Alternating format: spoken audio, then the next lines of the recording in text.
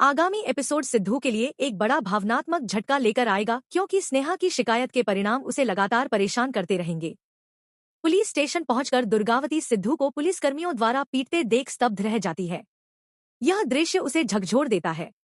सिद्धू से चाहे उसके कितने भी मतभेद हों, अपने बेटे को सलाखों के पीछे इस तरह तड़पते देखना वह बर्दाश्त नहीं कर पाती। वह तुरंत हस्तक्षेप करती है और सिद्धू को आश्वासन देती है कि वह उसे वहां ज्यादा देर तक नहीं छोड़ेगी। वह वादा करती है कि वह वापस आएगी और हर हाल में उसे रिहा करवाएगी। इसी बीच गंगा को सिद्धू की गिरफ्तारी के बारे में पता चलता है और वह बहुत चिंतित हो जाती है।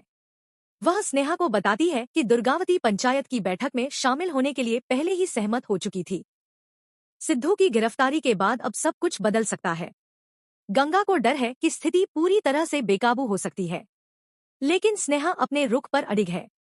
वह दुर्गावती के सामने खुलेआम स्वीकार करती है कि उसने ही शिकायत दर्ज कराई थी और सिद्धू को गिरफ्तार करवाया था। उसका गुस्सा और विश्वासघात का भाव पहले से कहीं अधिक प्रबल है। स्नेहा के लिए सिद्धू को जबरदस्ती शादी करवाने और सच्चाई छिपाने के परिणामों का सामना करना ही होगा। सबसे बड़ा मोड़ पुलिस स्टेशन में आता है। दुर्गावती इंस्पेक्टर से सिद्धू को तुरंत रिहा करने की मांग करती है। इंस्पेक्टर इनकार कर देता है और उसे याद दिलाता है कि मामला गंभीर है और कानूनी प्रक्रियाओं को नजरअंदाज नहीं किया जा सकता।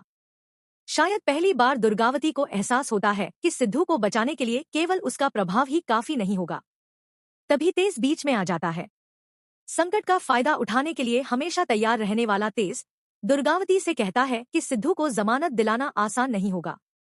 वह एक सरल उपाय बताता है।